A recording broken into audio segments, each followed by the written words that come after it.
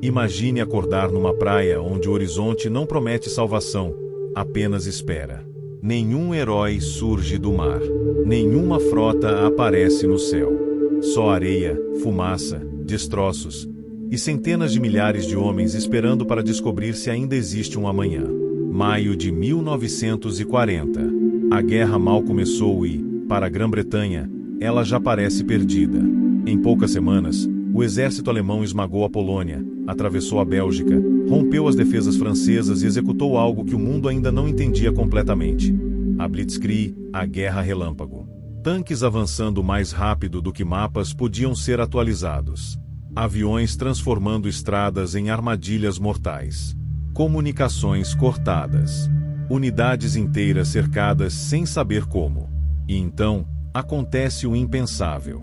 O coração do poder militar britânico na Europa, o Corpo Expedicionário Britânico, junto com forças francesas e belgas, é empurrado para o extremo norte da França. Não há linhas de defesa. Não há retaguarda. Não há plano B. Só o mar. A cidade de Dunquirco se torna o último pedaço de terra entre a sobrevivência e o colapso total. Ali, mais de 400 mil soldados aliados ficam encurralados. Sem abrigo. Sem comida suficiente. Sem munição. Sob bombardeios constantes da Luftwaffe. Cada hora que passa é uma roleta russa coletiva. E o mundo observa, em silêncio, esperando o anúncio inevitável. A rendição ou o massacre. Para Hitler, aquele deveria ser o golpe final. Para Churchill, era o possível fim da guerra antes mesmo dela realmente começar. Para os soldados na praia, não era estratégia, política ou ideologia. Era algo muito mais simples e cruel. Viver ou morrer ali mesmo. Mas Dunquirco não seria apenas uma derrota. Também não seria exatamente uma vitória. Seria algo raro na história. Uma tragédia transformada em mito. Um desastre reescrito como milagre. Uma retirada que moldaria o destino da Segunda Guerra Mundial. Porque quando tudo parecia perdido, algo inesperado aconteceu. Não veio dos quartéis, nem dos generais, nem dos planos cuidadosamente traçados. Veio do mar. Veio de barcos pequenos. Veio de civis comuns. Homens que nunca haviam disparado uma arma, agora navegavam direto para o inferno. E é essa história. De medo, improviso, silêncio, coragem e sobrevivência. Que começa aqui. Esta é a história de Dunquirco. Para entender Dunquirco, é preciso voltar alguns dias antes da praia. Voltar ao momento em que tudo começou a dar errado. No início de 1940, a liderança britânica acreditava que a guerra no Oeste seria uma repetição da Primeira Guerra Mundial. Lenta, previsível, defensiva. A França confiava cegamente na linha Maginot, um sistema colossal de fortificações que deveria impedir qualquer invasão alemã direta. Mas os alemães não atacaram onde todos esperavam. Em maio de 1940, as forças de Hitler atravessam as Ardenas, uma região considerada impraticável para grandes formações blindadas. Em questão de dias, tanques alemães rompem as linhas francesas, avançam com velocidade brutal e cortam comunicações vitais entre exércitos aliados. O que parecia uma manobra ousada rapidamente se revela um colapso estratégico total. Unidades britânicas e francesas são empurradas para o norte, enquanto os alemães avançam em arco, fechando a armadilha. Cidades caem uma após a outra. Estradas ficam congestionadas com tropas em retirada, civis em fuga, veículos abandonados, equipamentos queimados para não cair nas mãos inimigas. A ordem é clara: recuar. Mas recuar para onde? Quando os soldados finalmente percebem, já é tarde demais. O caminho para o sul está cortado. O leste está dominado. O oeste é o mar. E ao norte, apenas mais mar. Dunquirco não foi escolhida como o último refúgio. Ela simplesmente sobrou. A cidade, um porto relativamente pequeno, torna-se o funil por onde centenas de milhares de homens precisam passar para sobreviver. Só que o porto logo é bombardeado. Navios são afundados antes mesmo de atracar. Guindastes viram esqueletos retorcidos. Armazéns pegam fogo.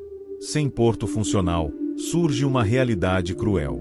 Não há como evacuar um exército desse tamanho de forma convencional.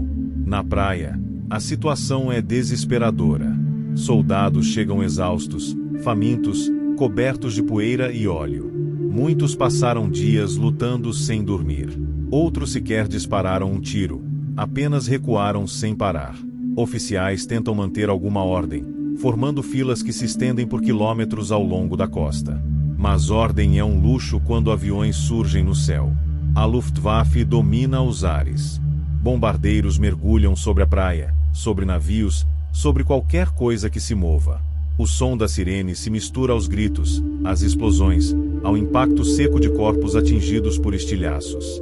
Não há trincheiras. Não há abrigos suficientes. A areia vira cemitério. Cada soldado sabe que não há defesa possível ali. Se um avião escolhe você, acabou. E ainda assim, eles esperam. Esperam horas. Esperam dias. O mar, que deveria ser a salvação, também é um obstáculo cruel. As águas são rasas. Navios grandes não conseguem se aproximar. Muitos soldados precisam caminhar dezenas de metros dentro da água para alcançar embarcações, tornando-se alvos fáceis. Enquanto isso, em Londres, o clima é de pânico contido. Winston Churchill, recém-nomeado primeiro-ministro, recebe relatórios cada vez mais sombrios. A palavra evacuação começa a aparecer, algo que até então parecia impensável. Retirar o exército não é vitória. É admitir que a campanha na França acabou. Mas o que acontece se eles não forem retirados? Se o corpo expedicionário britânico for destruído ou capturado, a Grã-Bretanha ficará praticamente indefesa. Não haverá tropas treinadas para resistir a uma invasão. Não haverá moral. Não haverá negociação em posição de força. Dunkirko não é apenas uma crise militar. É uma ameaça existencial. E então surge uma decisão desesperada. Uma operação improvisada, quase absurda em sua escala e risco. Uma aposta que, se falhar, pode significar o fim da guerra para os britânicos. Ela recebe um nome simples, quase inocente: Operação Dínamo. Mas ninguém ainda sabe se o que está prestes a acontecer será lembrado como um milagre, ou como a maior retirada fracassada da história. No próximo passo, entramos no coração da evacuação. Os navios improvisados, o milagre do mar, os erros alemães e o momento exato em que Dunkirko deixa de ser apenas uma derrota anunciada. Quando a Operação Dínamo começa, ninguém acredita de verdade que ela possa funcionar. O objetivo inicial é modesto, quase pessimista: retirar 45 mil homens. Apenas isso. Um número que, diante do caos, já parece ousado. Afinal, mais de 300 mil soldados estão encurralados na costa francesa. O comando da operação é instalado em túneis subterrâneos sob o castelo de Dover. Dali, oficiais observam mapas, recebem mensagens truncadas, calculam perdas em tempo real. Cada linha traçada no mapa representa vidas que podem ou não voltar para casa. O primeiro problema é óbvio: não há navios suficientes. Os destroyers da Marinha Real são rápidos, mas frágeis. Cada aproximação da praia é um convite à morte sob bombardeio aéreo. Muitos são afundados em poucas horas. Outros retornam avariados, cheios de mortos e feridos. E então surge uma ideia que parecia absurda, até se tornar inevitável. Se os grandes navios não conseguem chegar até a praia, então algo menor precisa fazer esse trabalho. Centenas de embarcações civis são requisitadas às pressas: barcos de pesca, rebocadores, lanchas de recreio, balsas fluviais, iates particulares. Alguns mal tinham combustível suficiente. Outros jamais haviam cruzado o Canal da Mancha. Muitos desses barcos são conduzidos por marinheiros experientes, mas outros são pilotados por civis comuns. Homens que até poucos dias antes levavam turistas para passear, pescavam com amigos ou simplesmente navegavam por lazer. Agora, cruzam o mar sob ataque aéreo, rumo ao inferno. Na praia, os soldados observam incrédulos aquelas pequenas silhuetas surgindo no horizonte. Para muitos, aquilo parece uma ilusão. Barcos pequenos demais para uma guerra grande demais. Mas eles continuam vindo. O processo é lento, cruel e exaustivo. Um barco pequeno carrega dezenas de homens até navios maiores ancorados mais longe. Outros fazem o trajeto inteiro de ida e volta. Cada viagem é uma roleta russa. Aviões podem surgir a qualquer momento. Quando bombas caem, o mar ferve. Água, óleo e sangue se misturam. Homens pulam, nadam, afundam. Alguns nunca mais emergem. Mesmo assim, o ritmo aumenta. Dia após dia, o número de resgatados cresce. 10.000, 30.000, 70.000. Em Londres, a surpresa começa a substituir o desespero. E então acontece algo que até hoje gera debate histórico. As forças blindadas alemãs, que poderiam esmagar as últimas defesas e capturar Dunquirque em terra, recebem ordem de parar. O avanço é interrompido por dias preciosos. As razões ainda são discutidas: cautela excessiva, terreno desfavorável, confiança exagerada na Luftwaffe, decisões estratégicas erradas. Seja qual for o motivo, esse intervalo salva dezenas de milhares de vidas. Enquanto isso, o clima também muda. Ventos fortes e nuvens baixas reduzem a eficácia da aviação alemã. O mar, que antes parecia traiçoeiro, torna-se mais navegável. Muitos passam a chamar isso de sorte, outros, de milagre. Mas para quem está ali, não há nada de milagroso. Há apenas exaustão. Soldados dormem em pé. Alguns desmaiam antes de embarcar. Outros enlouquecem após dias sob bombardeio contínuo. Há relatos de homens que simplesmente se sentam na areia e se recusam a se mover, quebrados demais para continuar. E mesmo assim, a evacuação prossegue. Ao final da operação, o número é quase inacreditável. Mais de 338.000 soldados evacuados. Um feito logístico sem precedentes, improvisado em meio ao caos absoluto. Mas Dunquirque não é apenas uma história de salvação. É também uma história de perdas. Milhares ficam para trás. Muitos são capturados. Outros morrem defendendo o perímetro para garantir que os demais escapem. Unidades francesas lutam até o último momento, permitindo que navios britânicos partam.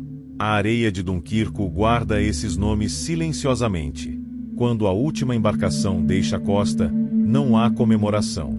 Não há vitória. Apenas alívio e consciência do que foi perdido. O exército voltou. Mas a França caiu. E a guerra, longe de acabar, está apenas começando. Quando a última embarcação deixou a costa de Dunquirque, não houve celebração. Não houve bandeiras erguidas nem discursos triunfantes. O que existia era silêncio, exaustão e uma pergunta que ecoava em todas as mentes: como aquilo tinha sido possível? Dunquirque não foi uma vitória militar no sentido clássico. Território foi perdido. Equipamentos foram abandonados. A França estava à beira do colapso. Em termos estratégicos, a campanha no continente havia sido um desastre completo.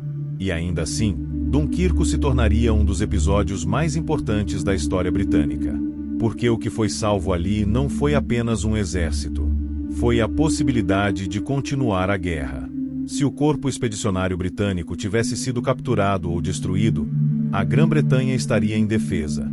Não haveria forças treinadas suficientes para resistir a uma invasão alemã. Não haveria base militar para continuar lutando. E, muito provavelmente, não haveria escolha além da negociação. Dunquirque impediu isso.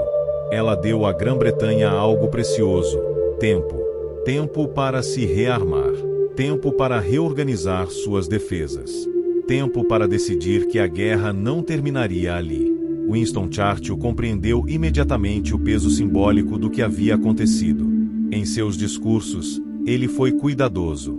Não chamou Dunquirque de vitória. Alertou que guerras não são vencidas com evacuações. Mas também transformou o evento em um símbolo de resistência nacional. A retirada tornou-se um mito fundador. Não no sentido de uma mentira, mas de uma narrativa capaz de unir uma nação em torno da ideia de que, mesmo quando tudo parece perdido, ainda é possível resistir. O espírito de Dunquirque passou a representar improviso, sacrifício coletivo e coragem diante do inevitável. Mas esse mito tem um lado silencioso. Dunquirque também foi construída sobre os ombros de homens que ficaram para trás. Soldados franceses que lutaram até o último momento para segurar o perímetro. Marinheiros que morreram sob bombardeio. Civis que arriscaram tudo sem saber se voltariam para casa. Esses nomes raramente aparecem nas manchetes. Mas sem eles, não haveria evacuação. Não haveria retorno. Não haveria história para contar. A guerra seguiu seu curso. Meses depois, Londres seria bombardeada.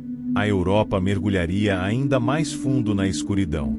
Mas Dunquirque permaneceu como um ponto de virada psicológico. A prova de que a Alemanha não era invencível. De que o colapso total havia sido evitado por pouco. Hoje, Dunquirque é lembrada como um milagre. Mas milagres não acontecem sozinhos. Eles são feitos de decisões desesperadas, erros do inimigo, coragem improvisada e sacrifícios que nunca cabem totalmente em números ou mapas.